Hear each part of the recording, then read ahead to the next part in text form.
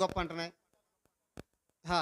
మా పాస్టర్ గారు గొప్ప ఎందుకుంటున్నాయి? అంటే దేవుని యొక్క వాక్యాన్ని చూసేటువంటి పద్ధతిలో మనుషుల యొక్క వైఖరి, దృష్టి మారిపోయింది. నేను ఒక మీటింగ్‌కి వెళ్ళాను. ఒక మీటింగ్‌కి వెళ్ళిన తర్వాత అంటే చాలా మీటింగ్‌కి వెళ్ళాననుకోండి. ఒక మీటింగ్‌లో చెప్పిన మాట ఏంటంటే, ఆ పాస్టర్ గారు చెప్తున్న మాట అంటే, అయ్యగారు మేము మిమ్మల్ని ఫాలో అవుతాం. యూట్యూబ్‌లో మిమ్మల్ని ఫాలో అవుతాం. ఫాలో అవ్వాల్సింది ఆయన కాదు. ఎవరు ఫాలో అవ్వాలి చెప్పండి? వాక్యాన్ని ఫాలో అవ్వాలి. ఆ తర్వాత నేను పక్కనోడిని అడిగా, "సరేనయ్యా ఆయన ఫాలో అవుతున్నారు. ఎందుకు ఫాలో అవుతున్నారు? ఆయన సో అండ్ సో అని మీరు ఫాలో అవుతున్నారా? లేతే పలానా ఊరని ఫాలో అవుతున్నారా? లేతే పలానా డబ్బుందని ఫాలో అవుతున్నారా? ఏం ఫాలో అవుతున్నారు? అబ్బబ్బే! లేదండి వాక్యాన్ని బట్టే ఫాలో అవుతారు. మరి అదే వాక్యం నేను చెప్తున్నాను కదా! నేను ఫాలో అవ్వట్లేదన్నా నేను.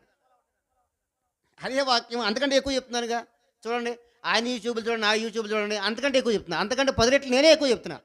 మరి ఎందుకు ఫాలో అవ్వట్లేదంటే, మనము ఎవరిని చూసామంటే వాక్యాన్ని పక్కన పెట్టి, వాక్యము చెప్పేటువంటి వ్యక్తి యొక్క డ్రెస్సు, వ్యక్తి యొక్క ధనము, వ్యక్తి యొక్క బ్యాక్‌గ్రౌండు, వ్యక్తి యొక్క ప్రదర్శన, వ్యక్తి యొక్క వెనకాలటువంటి స్థితి అంతా కూడా చూసి, మనం ఏం చేస్తున్నామంటే, దాన్ని గౌరవించి వాక్యం చూడడం ప్రారంభించాం. అందుకనే మనము పప్పులోను, పచ్చలోను కాలేసాం.